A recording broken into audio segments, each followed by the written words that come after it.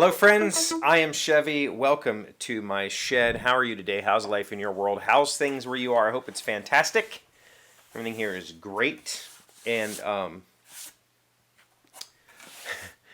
it's all done. It's all ready. The rules are finished. Thank you, everybody who helped me edit these rules. It is an 8-page rule book, which I think is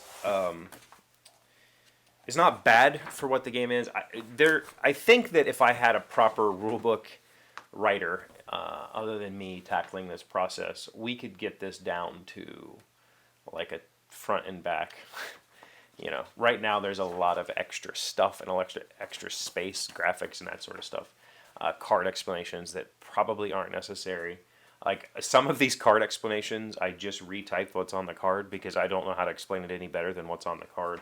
So I think that a lot of this could be reduced to a much smaller rulebook. I think that I'm happy with it as it sits because I'm confident I could hand this to a publisher or a playtester without any issues. And ultimately, that's the step that's next. I have reached out to 7 publishers, and I have scheduled to talk with 3 of those so far. I have not heard from the other 4. Well, I have heard from some. I haven't got a yes or no from them. Some of them I have not heard from at all. But I've reached out to 7 publishers. I have meetings scheduled. I'm hopeful. I'm really, truthfully, very hopeful for the first time in a long time in this journey. You guys know I did. I already did episodes. I've recorded 5. They're set to go live already, and one of those was about board games. One of those, and I specifically picked. Instead of doing like a top 5 list or whatever, I picked things that impacted me. And on that list are 4 extremely simple games. Because when I was a young, impressionable kid, 17, 18 years old, when I started working in this hobby, I was, demo team and then helped do development work. I was like, this is what I want to do. I want to make games. And I saw these lighter, easy to manufacture games, and I went, I can do that. And I'm going to do that. And I did that to a degree. I made a game, I've shown it to you before, but it's just strictly a 2-player version of Lunch Money. And I made it on business cards. I hand drew the cards on business cards, and I pitched that game to publishers in the late 90s, early 2000s, and got rejection after rejection after rejection. Like, nobody wanted it. It's not a very good game, and I don't blame them, but I thought it was something. And so for the last, no exaggeration, 25 years, I've been trying to be published.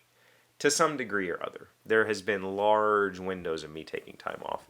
When I went from that game, that first game, between there and 2008, when I submitted Scallywags to GameRate, I was fed up with the publishing process, and I just focused on trying to make games that I wanted to play with my friends. And then in 2008, when Scallywags happened, I thought, man, I think this has legs. And so I picked the publisher that I was most interested in working with. I emailed one publisher, and they picked the game up 4 years later. We signed a contract 3 years later. The following year it was produced. So I've been trying to do this for a long time. I feel that most of my games are not right. I try not to just clone things. I try to come up with my own thing, and often that means that the games that I produce are quirky. to say the least. And they don't hit. I did a game one time that I was stupid excited about. I called it Black Bear Downs. It was about racing mechanical bears, I think, or maybe mechanical dogs. I don't know. We have dog tracks in West Virginia still. There's 2 dog tracks here. We're the only place in the world where you can see greyhounds race, and that's not a source of pride for me. That's a source of sadness because those dogs are abused. So I made a game called Black Bear Downs in which we were racing mechanical animals.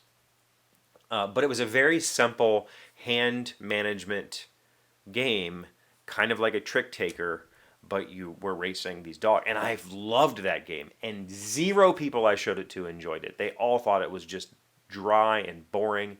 But it was that same kind of, like, I love dominoes, and people don't like it because they think it's too random and too boring and too dry.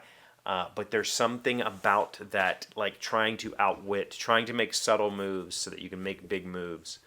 That just, man, I love it. And so a lot of my games have that.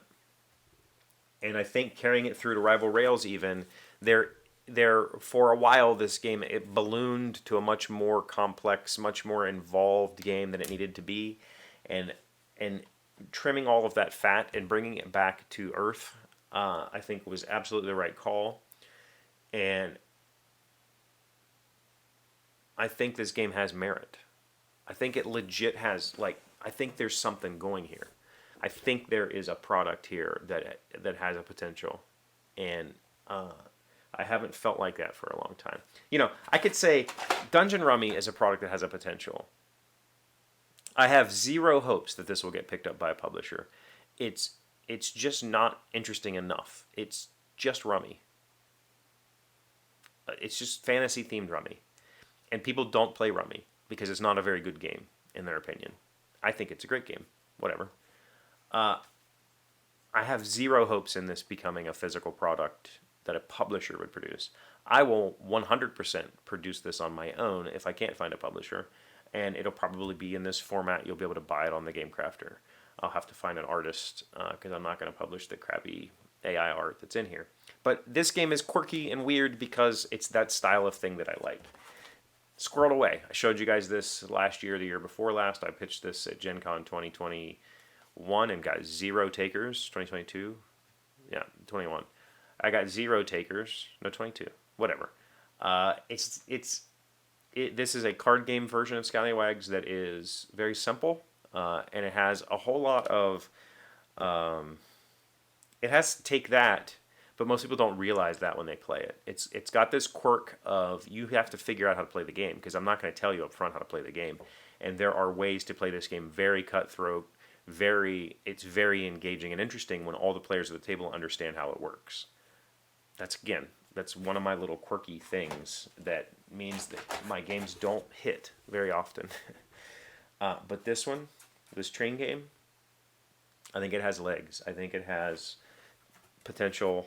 I think that it will find a home in a lot of people's collections because I went really specific and said, I want a train game that I can play with 2 people. I don't have a lot of those that play well with 2 people, and I want it, and I did it.